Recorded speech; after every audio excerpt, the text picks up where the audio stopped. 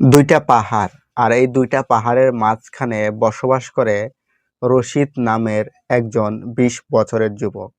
এবং সেই রশিদের সাথেই ঘটে গিয়েছে একটি অনাকাঙ্ক্ষিত ভূতের ঘটনা।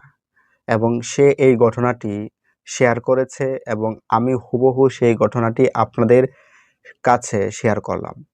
বন্ধুরা, রশিদ দুই পাহাড়ের মাঝখানে একটা ছোট্ট গ্রাম, সেই গ্রামে বসবাস করে। তার ফ্যামিলিতে বাবা মা কেউ বেঁচে নেই। সে একাই তার একটি ছোট্ট ঘরে বসবাস করে। প্রতিদিন সে যখন সন্ধ্যায় বাড়ি ফিরে তার ঘরের আশেপাশে ভালো করে সে খেয়াল করে। তো একদিন সে বিকেলে বাড়ি ফিরেছে। বাড়িতে ফিরে সে যখন তার ঘরের চারপাশে ভালোভাবে খেয়াল করলো, তখন অদ্ভুত কিছু একটা দেখতে পেল।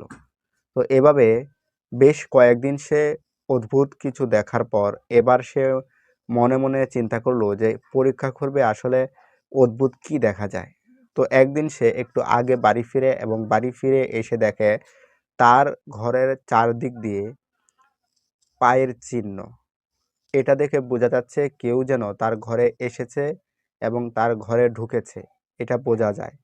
তো সেই পায়ের চিহ্নটি স্বাভাবিক কোনো পায়ের চিহ্ন ছিল না, অস্বাভাবিক পায়ের চিহ্ন, এবং সেই পায়ের চিহ্নটি বিশাল আকৃতির।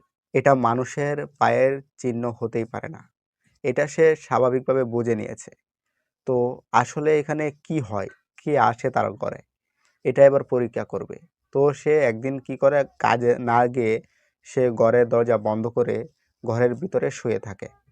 বাহির দিয়ে কেউ একজনকে বলে রাখে যে যাতে করে তার দরজাটা বাহির দিয়ে কেউ ছিটকিরি আটকে দেয়। তো সে কথা মতো ঘরের ভিতরে সে লুকিয়ে থাকে।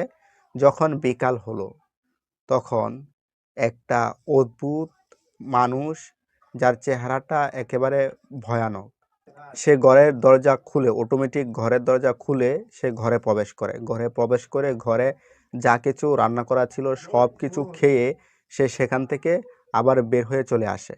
তো এটা রশিদ সে খেয়াল করে, এবং খেয়াল করার পর রশিদ ভালোভাবে বুঝতে পারে যে তার ঘরে ভূতের আক্রমণ হয় এবং ভূত এসে তার ঘরের রান্না করা সমস্ত জিনিস খেয়ে আবার সে চলে যায়।